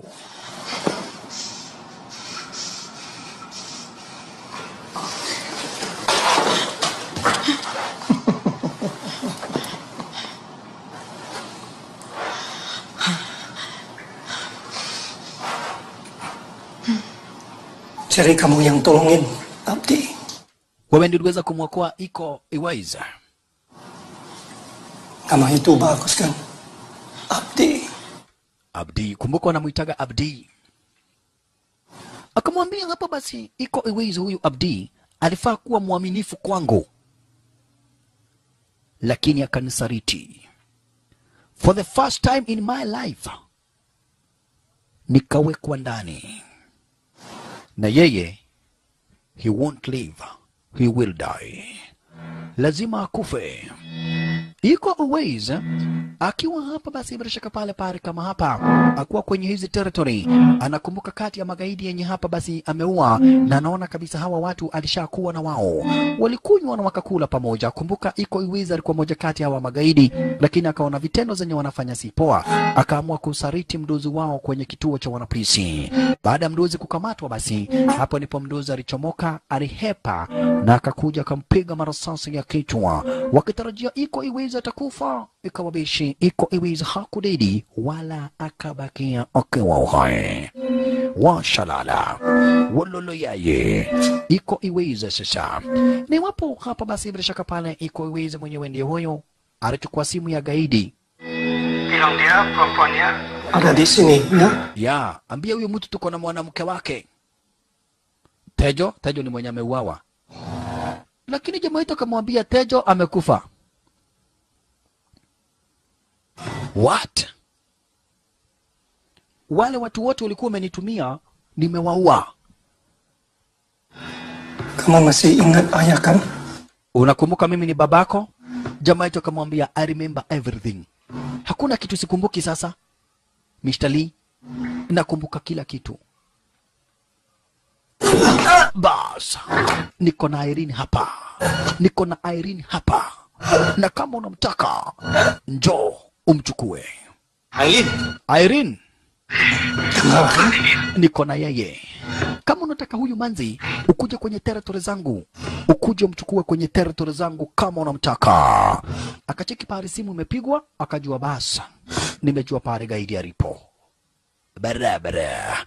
Wakati huo akachukua bunduki na akachukua marasasi jamaa wetu sasa akiwa na machungu. Manza naye alikasirika, akachukua kale kama kasi ni ujitira mno naye Mr. Lee akamdunga kwa mkono. Lakini kudunga hapa basi Mr. Lee na kale kama kasi, Mr. Lee anasikia ni kama hapa basi amepatiwa chai ya kukunywa. Katuiga kaleu. Ni kanini hako unanidunga nako? Ulifaa udunge hapa katikati mwa shingo. Sasa unadunga kwa maso. Kigwa tali ushuru wanyo gerera. Mimi nasikia kama umenipatia uji ya kukunywa. Kai. Yaani nikudunge hivyo vyote halafu useme unasikia kama ni uji umepewa. uji ya vitamin iko na Brubad. Ndio anaitwa Mr. Lee na ni kimoda washalala wololoyaye. Aya, na wakati huo basi na jamaa wetu mwenyewe ndio sasa iko aweza akielekea moja kwa moja hadi kwenye basement za magaidi, akielekea moja kwa moja hadi kwenye basement za magaidi. Anakumbuka venye hapa basi bila shaka pale wanampepeta iko aweza kabla hajampeleka kumpega marasasi. Anakumbuka venye ambavyo vita zilikuwa zimechacha zaidi. Anakumbuka uswadi ambao hapa basi bila shaka pale waliweza kupigana sana, naona iko aweza huyo Mr. Lee anakumbuka haya yote. Basi anakumbuka iko aweza hawakuwahi elewana, basi iko aweza na hicho kikosi mara nyingi zaidi walikuwa wanapigana. Na anakumbuka venye ambavyo hapa basi iko aweza alimaliza magaidi wake kabla hajampiga risasi, venye ambavyo iko aweza alichukua uswadi hapa basi na kumaliza moja kati ya magaidi wenye walikuwa wa deadly sana, magaidi wake Mr. Lee. Baada ya pigano kali sana tena zaidi, akamdunga na kumkata yule jangili yote. Anakumbuka venye ambavyo iko aweza alikata yule jangili bishi na kumkata na kumkata na kumumalizia kwa kumdunga za kichwa. Iko aweza amekuwa moja kati ya wale magaidi wa deadly sana tena zaidi kwenye territory na kwenye basement zake huyu Mr. Lee, lakini sasa amemgeukia Mr. Lee mwenyewe. Shasha this time around amemgeukia Mr. Lee mwenyewe aishi. Ashalala this time around amemgeukia Mr. Lee mwenyewe hakika. Alala yaye. Alright. Na sasa basi ikawa ndivyo hivyo. Mwanzo sasa kuruweza kutumwa manze, sasa kumetumwa manze akuje kumwangamiza iko aweza. Mwanzo basement zake huyu gaidi kuna majangili wengi zaidi, na kwa hivyo sasa hapa basi ni huyu manze ametumwa. Jamaa wetu ndiye huyu anamtaka Irina. Anamtaka Irina. Wololo yaye. Ni kwenye nyakati za usiku. Jamaa wetu alikuingilia ara za nyaweze basi kuone kwenye nyakati za usiku. Ashalala wololo yaye na akakuingilia hapa basi design kama hii shasha. Iko aweza alikuingilia basi design kama hii shasha. Anafuata GPS kuelekea basement zake Mr. Lee. Mwanzo Mr. Lee atampatia Aileen apende asipende. Ashalala wololo yaye aiche kumanino iko iweza. Hakika alitambaa mpaka usubuhi ukafika. Hii ni kumaanisha sasa already tayari yako na njaa na kiu. Na alipoweza kupata pale ambapo basi panadarini huenda basi akapata maji ya kunywa. Kwa hivyo faster akaamua kuteka maji. Kucheki hamna maji. Ni ulimo. Ana njaa, ana kiu kweli jamaa wetu iko iweza. Lakini kucheki hapa alianza kukumbuka wakati wa zamani. Hapa ni pale walikuwa wanakuja kusukumua mateso. Mnawekwa hapo mpigane hadi mwenye atachomoka basi akiwa uhai. Haya yote anakumbuka. Venye ambavyo walikuwa wanatumbukizwa hapa wakiwa watoto wadogo, wapigane hadi mwenye ataweza kushinda, na kichomoka basi huyo anachukuliwa anaendelea na training zingine. Hapa nakumbuka walikuwa wanakuja wanarushwa. Na moja kati ya magaidi basi alichomoka akamwambia, remember now? Unakumbuka tulikuwa tunawekwa hapo upande wa ndani, na ukichomoka kuwa uhai unaendeleshwa na mazoezi. Tulichukuliwa kutoka kwa wazazi wetu tukaletwa hapa, tulikuwa tunawekwa hadi siku 3-4 bila chakula. Ilikuwa ni moja kati ya training. Mwenye atachomoka akiwa uhai anaendelea na training. Mwenye atakufa basi anakufa na sahaurika. Chukua maji brother. Chukua maji. Asante sana. Tapi akhirnya nggak seperti itu kan? Lakini jamaa wetu akamuuliza ule Gadhe, mbona basi tusiweze kuhepa? Lakini akaambua no. Wakati wa zamani tungeuana kwa sababu ya maji. Tungeuana kwa sababu ya maji. Watu walikuwa wanauana kwa sababu ya maji. Hii ni moja kati ya training yenye tulikuwa tunasukumiwa isi. I hope you can remember all this. I hope you can remember this. Lakini akamwambia mbona basi tusichomoke hapa twende? Akaambua never. Bakal kasih lo kesempatan untuk mundur. Ala. Sasa imagine wanabonga design kama hii ki-brotherhood. Lakini walimwambia maji ya kunywa nimekupatia. Lakini as long as you are against our father, Mr. Lee, I will kill you. Haya, ni sawa. Tuwane tu kiufredly. Imagine. Itabidi tu wauane. Na jamaa wetu akaambia uchunge haitakuwa rahisi kama vile ambavyo umeua wale wengine. Na juu umekataa kwenda na unadai hapa basi bado unatafuta Mr. Lee, itabidi basi tupigane walkame. Allah. Walolo yaye. Kubonga wanabonga kiubishti, but they have to fight to the death. Imagine. Venye unaona ati sasa watu kama huku ukienda for example Geshagi. Seme for example uko pahali kama Dodoli watu wakichokozana. Hutia waone. Unasikia watu wametusiana. Ke nini? Sodeno. Ihutirere mugate ayo. Sayo ni matusi. Zadeno. Rugio. Kudhawaone. Hawa wanaongea vizuri tu na watapigana. Najua kupigana mchezo. It is a fight to the death. It is a fight to the death. Richana kuwa they grew up together. Walilewa pamoja. Wakakuwa wakubwa pamoja. Wakakula, wakakunywa pamoja. Wao ni kama brothers. But they are brothers in ugaidi. But this time around, they have to fight to the death. Wekerwa moja maskini jamaa wetu iko iweza wekwa kando. Babarai. Tuidogo mono babarai. Wewe ni rafiki yangu sana. But we have to fight to the death. Lazima tupigane to the death. Mwanzo hakuna otherwise. As long as you are against Mr. Lee, we will have to kill you. Iko iweza. Inda. Ai. Kai. Usuri mutu uraruta dogo. Ikigudhoi ni uru. Iyo. Na nikigongwa mapua, hiyo ni muti inatoa moshi namna hiyo babarai.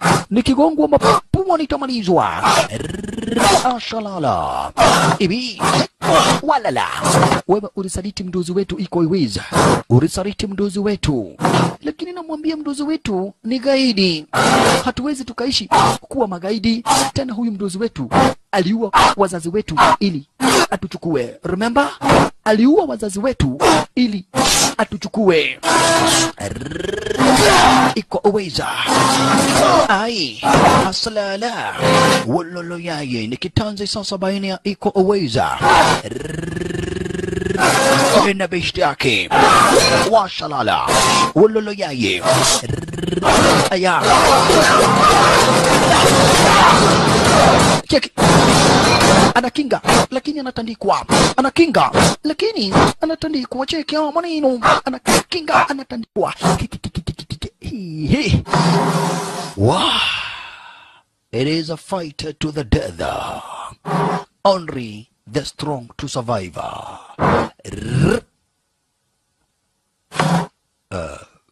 Ujue sasa hakuna mchezo. Ukaonaga nimetoa koti, ujue sasa nimedeclare the war. Haya.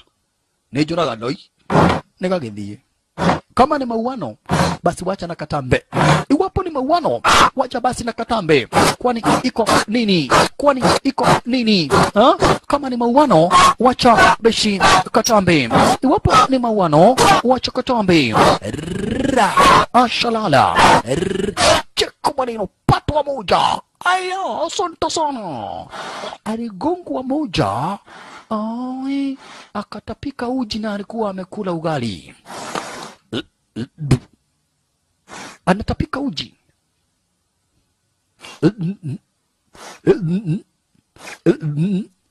Akashindwa kupumua. Wololo yaye. Vita si mzaha. Vita si mchezo. Kakakwira na bere. amegongwa mbaya mbovu, mpaka ikabidi sasa akaona wacha akakufia na hapo mbele iko iwiza. Pigano zenye unapigana bana machezo, walilewa pamoja, wakaishi pamoja, but now they have to fight to the death.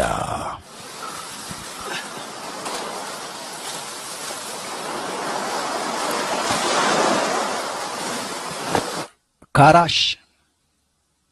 Oi.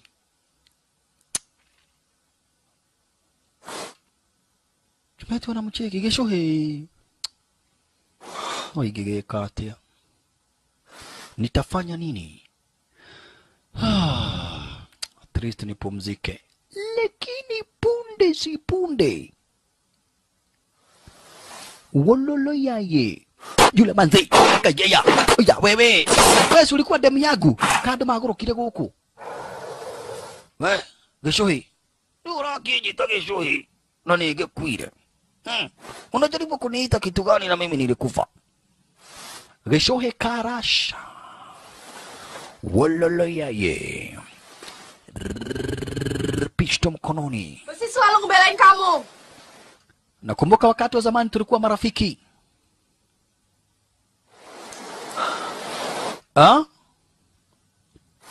Abdi.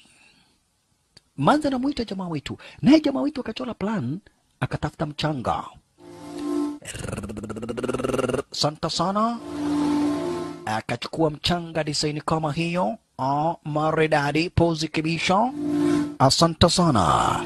Kisha rufuzubaishe. First up. Dei. Yay. Nyanganya bunduki. We.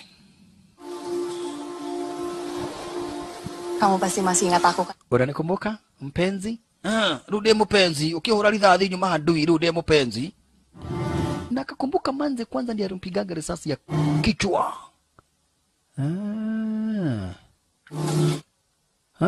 Ismail. Siku hizi nasikia wanakuita Ismail. Where is Irene? Nataka Irene. Huyo ndiye manze wangu siku hizi. Ulisahau na mimi. Nataka Irene. Huyo ndiye mpenzi wangu siku tulizo. Sedih. Manza kamwambia nikumbuke mimi nilikuwa kama manzi wako. Ukumbuke hata nikikupiga hiyo risasi nilikupiga risasi nikijua haitakuua. Nilikupiga risasi nikijuaga haitakuua. Unakumbuka venye tulikuwa tunapendana?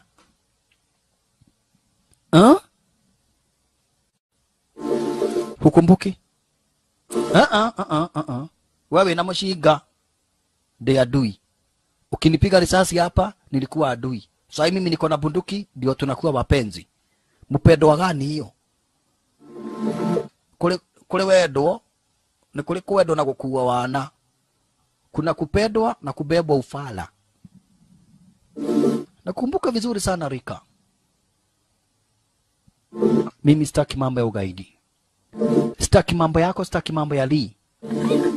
Nataka tu Irene. Manza kumwambia, it's all about Irene. Nataka ujue nilikuwa nakupenda sana Abdi, lakini wapo mpaka hauna mapenzi kwangu. Unapenda tu Irene. Ndio umeamua kutudouble cross sisi. Then we don't belong to the same world. Na kama we don't belong to the same world, basi then we will have to fight a fight to the death. You don't love me, I can't love you. We don't belong to the same world, then we can't stay together. Now I kill you. Ninakupenda sana sweet wangu, but I have to kill you.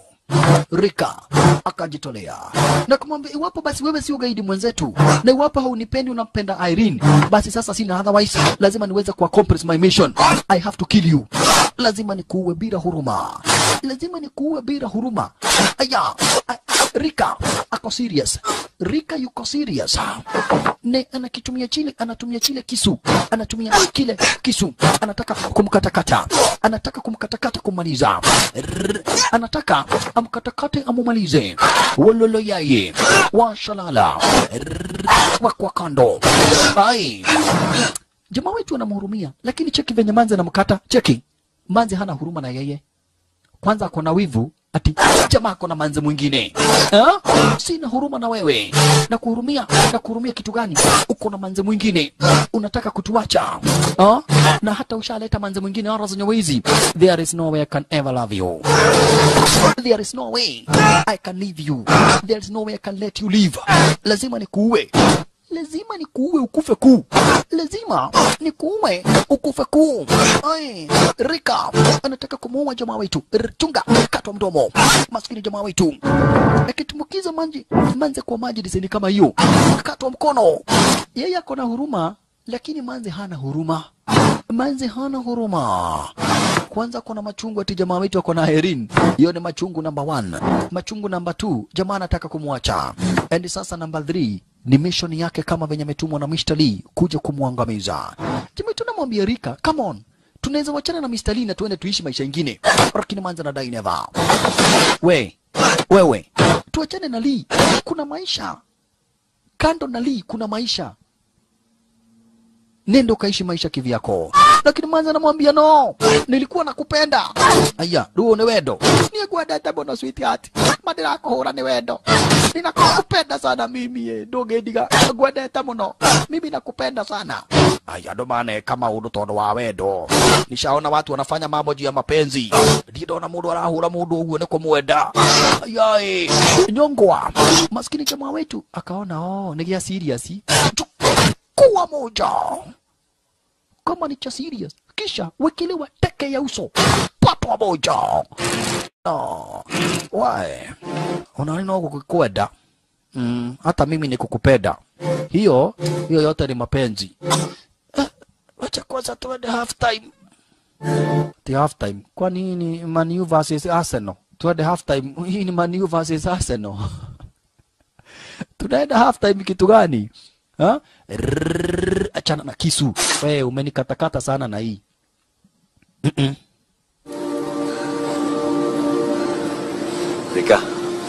Rika. Nenda kaishi maisha yako kivyako. Hiyo tumepigana is enough. Come on Rika. Sio Mungu wetu. Aliua wazazi wetu akatuchukua akatutrain. Hivyo tu.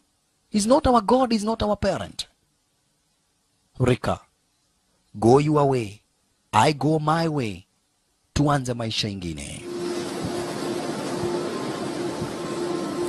Kamu ingat dulu kita suka latihan di sini. Manza kamwambia hebu kumbuka hapa.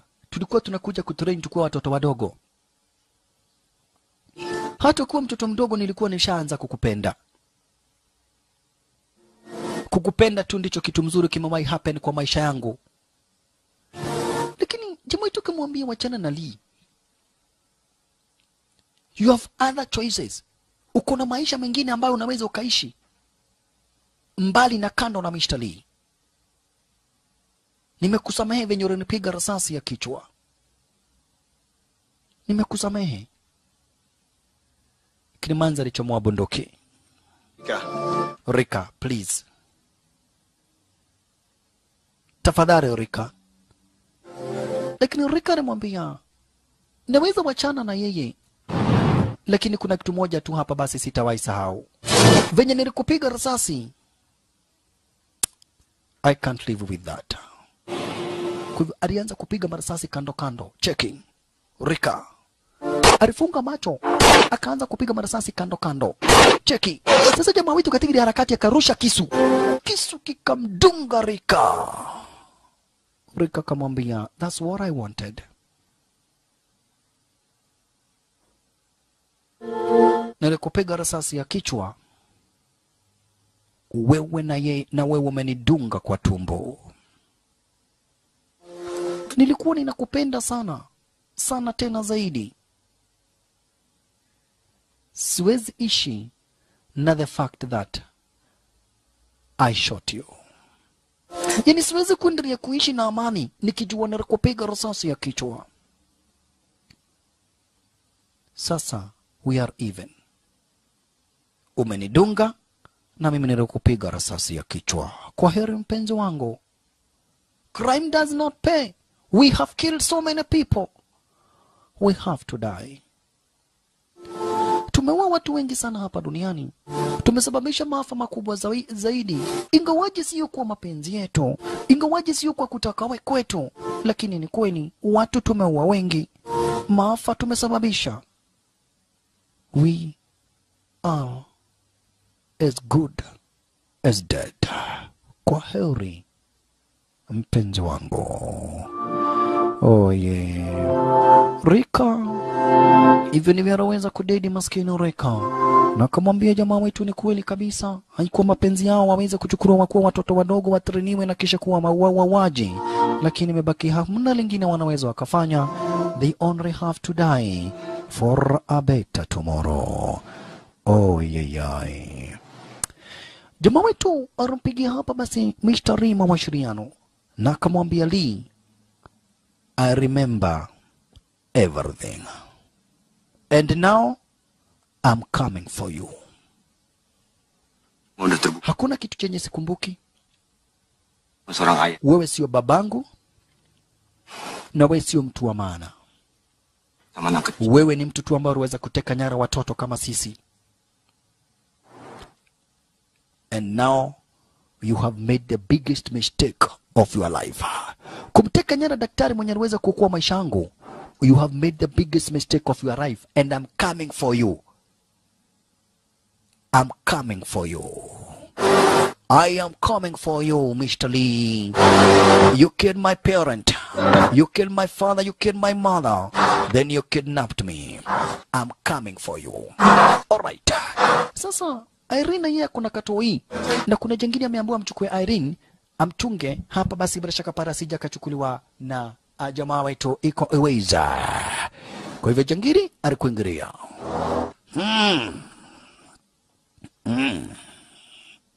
Kira. Tutakuwa gitaro robosho. Kenapa? Unataka nini? Na hii inakaa, hii saidongi ni mzuri sana.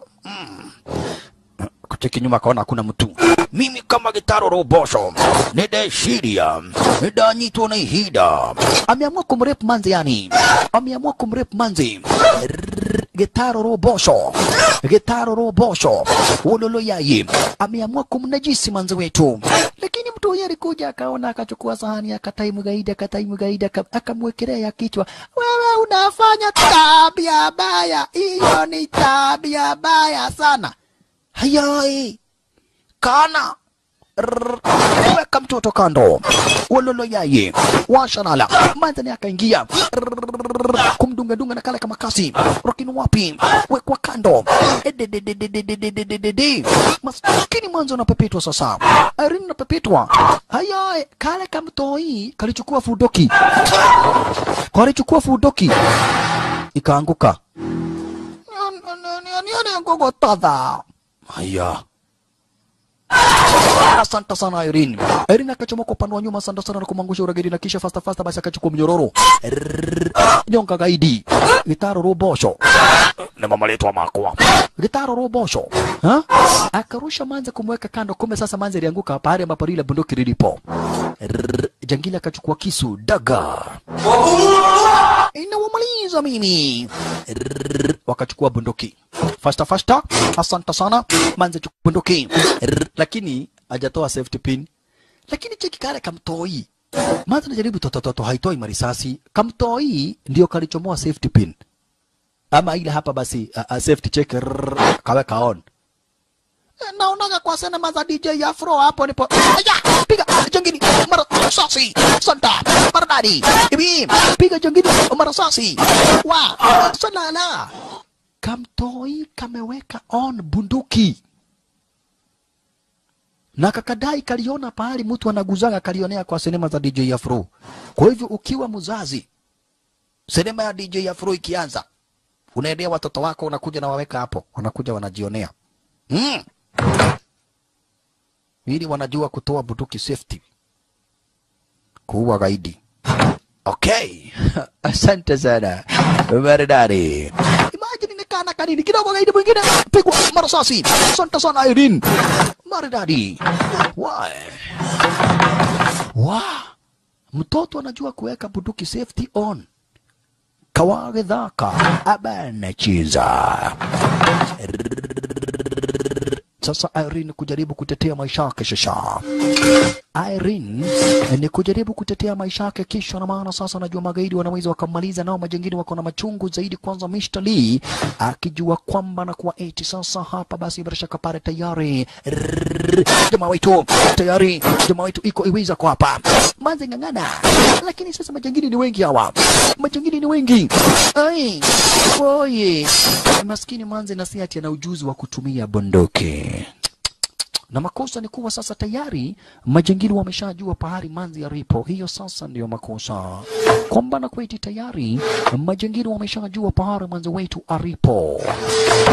Oh, lakini kidogo hivi kujongelia manzi iko Airways akakuingilia. Asanta maradadi pozi ibi ai ala asanta kwa piga vita mkono na kisha kuonyeshia marasasa design kama hiyo. Wow! Manzi alimtibu jamaa wetu, akakaa na yeye 2 months, akaendelea kupolea na yeye, wala hakuwahi jua mambo kwa mohoso. Manzi maishani mwake na kwa masomo yake hakuwahi tarajia one time atakuja kujipata kwa taabu wala kwa shida kama zenye ameweza kujipata leo hii Aileen Shasha. Lakini taabu na shida zote amezipata kisha, na maana aliweza kumsaidia jamaa wetu iko uweza. Manzi kamwambia you are one of them, wewe ni mmoja wao. Sorry, pole sana kole kana na dojeraga. Ameona maji amechomoka na kamtoi kadedri sana. Irene, calm down. Unawezaje kuwa ulikuwa gaidi na hujawahi niambia? Toka uende. Come on. Sasa nao mademu wanakuwaga. Sometimes mademu muna nichangazaga. Imagine wako kwenye territory za magaidi na manzi ameanza kuleta mambo ya kucomplain. Ilo ni kawaida mademu. Dem maana yake ni kucomplain. Ukimpenda sana ana complain, usipompenda ana complain. Sasa cheki manzi analeta complain pahali kama hapa. Imagine na gaidi yako huku. Jamaa itoka mwambia ndio mambo yote nimewahi fanya ni sawa, ni mimi nilikuwa gaidi na kadhalika, but sasa nimekuja kukuokoa, twende. Wewe ndio uliokuwa maisha yangu, fanya venye unataka na mimi basi. Hitini eniuru gini ungiraga na ihede. Kama unaona unataka kukata mapua, kata mapua. Uliokuwa maisha yangu, sasa nataka tuchomoke. Mwanzo wewe ndio mwokozi wangu, na mimi sasa nimekuja kukuokoa, twende. Come on. Wewe mama we. Ukimenya ulia kuendeta niema. Ukajua venye mimi nakupenda. Una nini kuendete? Hata mimi nakupenda, lakini kuna pahali ya kupendana na kuna pahali ya kutoroka. Sasa hapa ni pahali ya kutoroka. Mimi ni katoto kadogo. Kwa hivyo twende nyumbani, muache kupendana. Walala yaye. Wakati huo Shasha jitu Mr. wazimu Shasha pata jamaa wetu Mr. Lee manza kumshika akawekelewa kichwa. Maskini wa Mungu, kichwa wekwa kando. Walelelelele. Na sasa ini wa Mr. ni upande wa vita. Hili ni jitu, huyo ni wazimu. Ai, iko uweza manzi hapa basi amepatana na jitu ambalo hapa bishini hatari kubwa. Jitu kwa jina la Mr. Lee. Hili ni jitu manzi na ambalo ni hatari kubwa, hatari sana tena zaidi. Jitu na ambalo manzi ni wazimu sana tena zaidi. Jitu na ambalo manzi ni wazimu sana tena zaidi. Mr. Lee, huyu ni wazimu Shasha. Akamwambia mwafadha, nilikulea, unanigeukia, unaniseti kwa wanapolisi, mimi baba yako. You are just a fucking dog that doesn't know the word obey.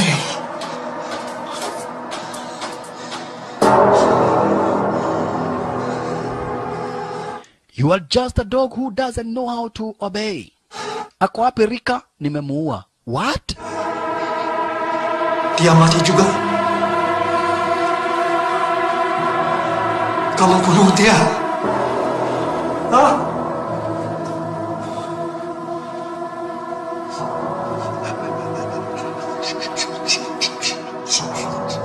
Dia udah lama mati. Sejak lo tarik dia dari sumur itu. Akamwambia Rika pia alikufa. Watu wote wakati sisi wote wakati ulituchomoa kwa wazazi wetu, ulituua. You can never be our father. Huwezi uwa wazazi wetu, utuchukue kutulea, kisha useme ati wewe ni baba yetu. Never. You are not my father. You just deserve to die. And I'm gonna do it. Na dinarutagua de dhabe. Kuja. Haya. Haya. Ukaruta vagu igoti. So be it. So be it. Bas, it's gonna be a fight to the death. Mr. Lini, najua vizuri zaidi wewe sio babangu. Na najua vizuri zaidi wewe ndio uweza kuua wazazi wangu ili unilee, unifunze uraguzi wa madawa za kulevya, unifunze uuaji na unifanye gaidi. Today I say no. Leo nimekataa. Leo nimekataa. It's gonna be a fight to the death, Shasha. Itakuwa hapa basi ni a fight between you and me. It will be a fight to the death. Only the strong to survive. Wa ukabawe iko uweza wachilia mimi chukua na mishtali. Sasa ikifika ni upande wa nguvu za mikono, anakuwa na nguvu mbaya mbovu. Mikono yake ina nguvu mbaya makosa. Jamaa yetu aligogwa akafanya na dhulia dego, bila kugogwa amegogwa. Olala yaye ashalala check maneno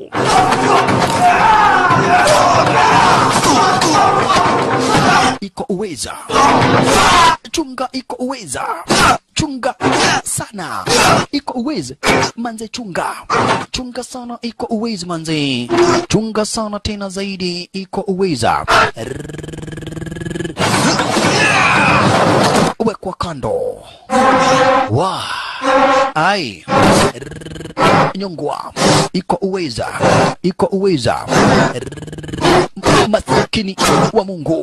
maskini wa Mungu, jamaa wetu kichwa gongo wa chile kichwa. Oi wa iko uweza wekelewa dondi pahali ambapo kulikuwa na risasi. Haudoka kwa daligi avana hapo kwa kichwa, usigonge tena vavarai. Oi, kuna nini? Jitu lina nguvu sana mikono. Mr. Lee ana nguvu sana mikono. Chunga.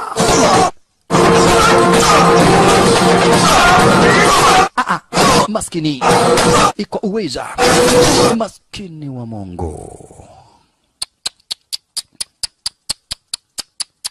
Wow, I created you, now I'm gonna finish you up. Bash. Hakuna mtu anagongagwa hii dondi anabakia akiwa uhai. Kwa hivyo Mr. alimwambia Maisane, nilikulea, sasa ninakumaliza. Hii dondi hata nani hawezi akagongwa amuke. Ni dondi nimetrain sana. Now I made a mistake, I'm gonna correct it.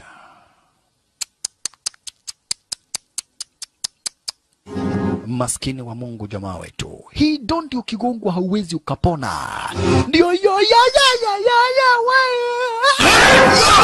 kaondoka ikapasua sakafu. Just imagine, dondi inapasua sakafu brother.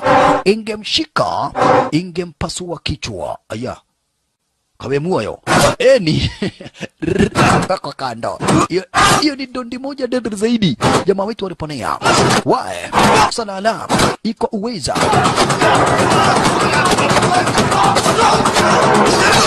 Salala. Iko uweza.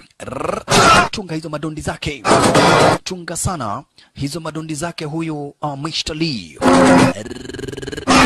Chukua moja, Buddha Finger. Asante sana. Maridadi. Aliwekelewa Buddha Finger. Kisha dondi 800. Na bado na dondi ingine moja kutoka Githurai mpaka Roysambu. Wae, dondi inaendewa Githurai na kukuta Roysambu. Abana chiza. Washalala. Kwanza gudi gudi na Githurai kagora de Roysambu. Ndio tumejera jera. Ila kugogwa amegogwa. Kadai atatembea na akafunga mlango. What? Jamaa wetu akaona hapana. Mr. Lee sio mtu ati unawacha. Habana. Why? Hawa sio wale watu unawachaga aende.